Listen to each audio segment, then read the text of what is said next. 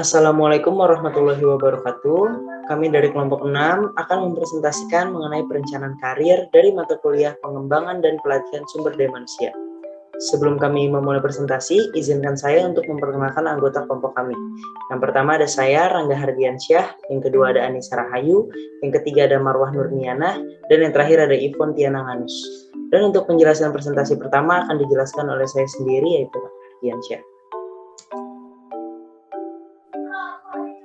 Pengertian perencanaan dan karir.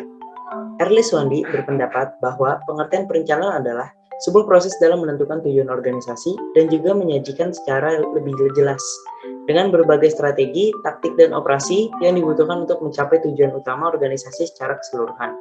Dan karir adalah suatu rangkaian aktivitas kerja yang terpisah tetapi berhubungan dan memberikan kesinambungan, keteraturan, dan arti kehidupan bagi seseorang. Karir adalah suatu deretan posisi yang diduduki oleh seseorang dalam perjalanan usianya. Dari kedua definisi di atas dapat disimpulkan bahwa karir adalah suatu rangkaian kerja dan jabatan yang dipegang oleh seseorang dalam jangka waktu lama. Perencanaan karir. Perencanaan karir adalah sebuah proses di mana individu bisa mengidentifikasi serta mengambil langkah-langkah untuk menggapai tujuan karirnya. Dengan perencanaan karir, maka setiap individu mengevaluasi kemampuan dan juga minatnya sendiri, mempertimbangkan kesempatan karir alternatif, merencanakan aktivitas-aktivitas pengembangan praktis, dan menyusun tujuan karir. Kemudian ada langkah-langkah perencanaan karir. Yang pertama ada menilai diri sendiri. Bertanya atau memahami diri sendiri merupakan hal utama dalam perencanaan karir. Yang kedua ada menetapkan tujuan karir. Sesudah seseorang bisa menilai kekuatan, kelemahan, serta sesudah memperoleh pengetahuan mengenai arah dari kesempatan tersebut. Nah, setelah proses tersebut, maka tujuan karir bisa diidentifikasikan kemudian dibentuk. Yang ketiga ada menyiapkan rencana. Mungkin rencana tersebut dibuat dari berbagai macam desain, kegiatan untuk mencapai tujuan karir. Dan yang terakhir ada menjalankan rencana. Kebanyakan untuk mengimplementasikan sebuah rencana dibutuhkan iklim organisasi yang mendukung.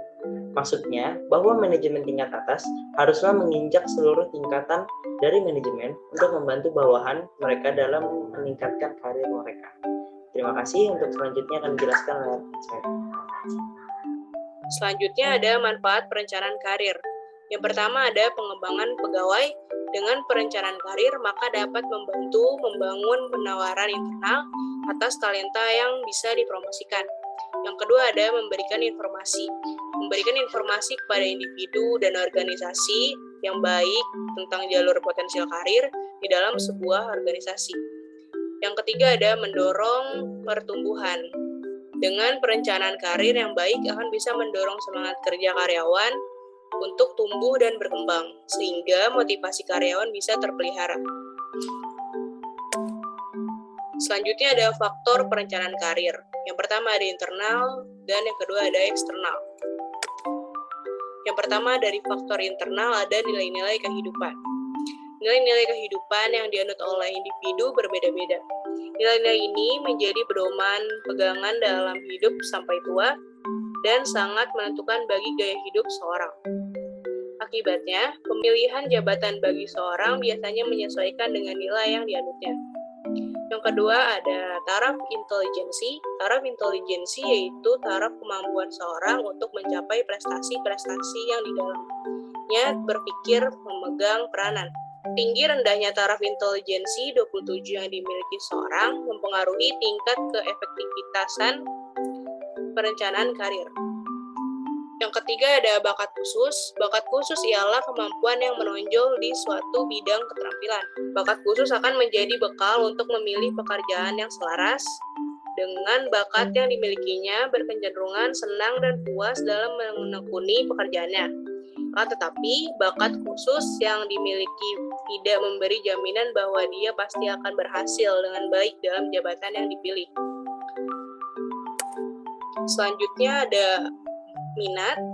Minat merupakan kecenderungan yang agak menetap pada seorang untuk merasa tertarik pada suatu bidang tertentu. Orang yang berminat tetapi tidak memenuhi tuntutan kualifikasi dalam hal taraf intelijensi dan profil kemampuan khusus, kiranya tidak dapat diharapkan akan berhasil dengan baik. Yang kelima ada sifat-sifat. Ciri-ciri kepribadian yang bersama-sama memberikan corak khas pada seseorang. Pada umumnya, diakui bahwa orang tertentu akan rendah cocok untuk memegang suatu jabatan tertentu karena sifatnya mempersulit dalam memenuhi tuntutan yang khas pada jabatan tertentu. Selanjutnya masih mengenai faktor internal, yang keenam adalah pengetahuan. Pengetahuan ialah informasi yang dimiliki tentang bidang-bidang pekerjaan dan tentang diri sendiri. Nah, orang yang memiliki pengetahuan akan bidang-bidang pekerjaan dan pengetahuan tentang dirinya sendiri dapat dikatakan bahwa ia memiliki perencanaan karir yang bagus. Selanjutnya ada keadaan jasmani. Keadaan jasmani ini merupakan ciri-ciri keadaan fisik yang dimiliki oleh seseorang. Contohnya seperti tinggi badan, berat badan, ketajaman penglihatan, dan pendengaran atau sebagainya. Nah, keadaan fisik seseorang akan mempengaruhi seseorang dalam melakukan pilihan jawabannya. Selanjutnya mengenai faktor eksternal. Nah, yang pertama ini ada masyarakat. Masyarakat merupakan lingkungan sosial budaya di mana seseorang dibesarkan. Nah, lingkungan ini tentunya sangat berpengaruh besar terhadap pandangan yang dipegang dalam sebuah keluarga. Salah satunya ialah pandangan atau keyakinan mengenai gambaran jenis pekerjaan dan cocok atau tidaknya jabatan tertentu untuk pria dan wanita. Selanjutnya ada keadaan sosial ekonomi negara. Laju pertumbuhan ekonomi yang lambat atau cepat. Hal ini tentunya berpengaruh terhadap terciptanya suatu bidang pekerjaan baru. Status sosial ekonomi keluarga adalah tingkat pendidikan keluarga, tingkat rendahnya pendapatan orang tua, jabatan ayah dan ibu, dan daerah tempat tinggal. Nah, status ini akan turut dalam menentukan tingkatan pendidikan sekolah yang seseorang inginkan. Selanjutnya ada pengaruh besar dari keluarga. Orang-orang yang tinggal di rumah ini menjadi pengaruh besar bagi anaknya dalam menyusun dan merencanakan karirnya.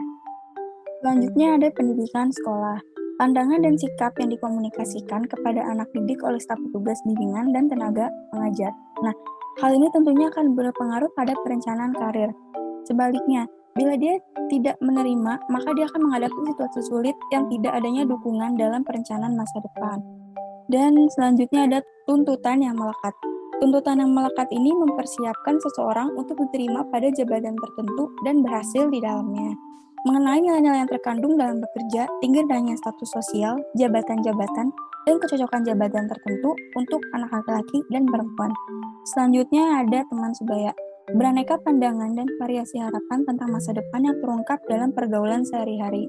Nah, pandangan dan harapan yang bernada optimis akan meninggalkan kesan dalam hati yang jauh berbeda dengan kesan yang timbul bila terdengar keluhan-keluhan.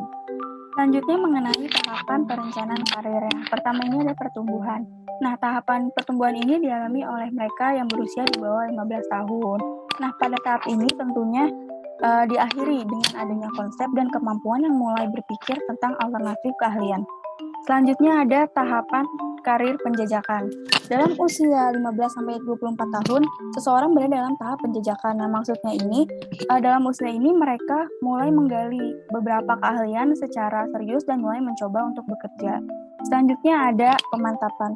Nah, pada usia 25 tahun sampai 44 tahun, seorang berada dalam tahap pemantapan. Nah, mereka terus-menerus melakukan pengujian terhadap kemampuan yang dimilikinya dan mencoba untuk melakukan pekerjaan yang sesuai dengan minat bakatnya. Pada tahap pemeliharaan, mereka secara terus-menerus melakukan pengujian, dan pada tahap kemunduran terjadi pada usia 65 tahun, di mana tahap ini seseorang berada dalam tahap kemunduran dan yang umumnya tidak lagi bekerja. Selanjutnya adalah jalur karir. Jalur karir terdiri dari 4 bagian, yaitu ada vertical system, truth and brand system, planning job relation system, dan demand system. Jalur yang pertama, di mana jalur yang dapat dilalui dalam satu fungsi melalui hierarki. Misalnya seseorang ketika memasuki organisasi, mulai sebagai karyawan biasa dalam satu bidang tertentu seperti bagian pemasaran, kemudian bisa naik menjadi kepala seksi periklanan dan sebagainya.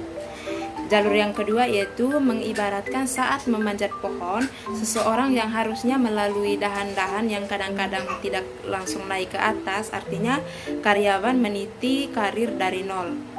Yang ketiga hampir sama dengan truth and brand system, bedanya adalah organisasi melakukan perencanaan yang teliti mengenai pengalihan seseorang dari satu jabatan sebelum menduduki jabatan tertentu. Yang ketiga adalah sistem ini biasanya dilakukan dalam organisasi yang kegiatannya didasarkan pada proyek-proyek tertentu atau dalam struktur adhokrasi. Sistem ini berbeda dengan sistem lain di mana jalur karir lebih banyak menyamping dan hanya sedikit yang naik ke atas. Jadi kelompok kami menyimpulkan bahwa perencanaan karir adalah pola pengalaman berdasarkan pekerjaan yang merentang sepanjang perjalanan pekerjaan yang dialami oleh setiap individu atau pegawai. Terdapat beberapa tahap dalam perencanaan karir. Beberapa tahap dalam perencanaan karir berbeda-beda sesuai dengan ilmuwan yang mengemukakannya. Perencanaan karir juga dipengaruhi oleh beberapa faktor, yaitu tahap kehidupan karir, dasar karir, dan jalur karir. Perencanaan karir yang diantara keduanya tidaklah sama. Perencanaan karir memiliki beberapa manfaat seperti menurunkan tingkat perputaran karyawan dan mendorong pertumbuhan. Sekian dari kelompok kami, terima kasih.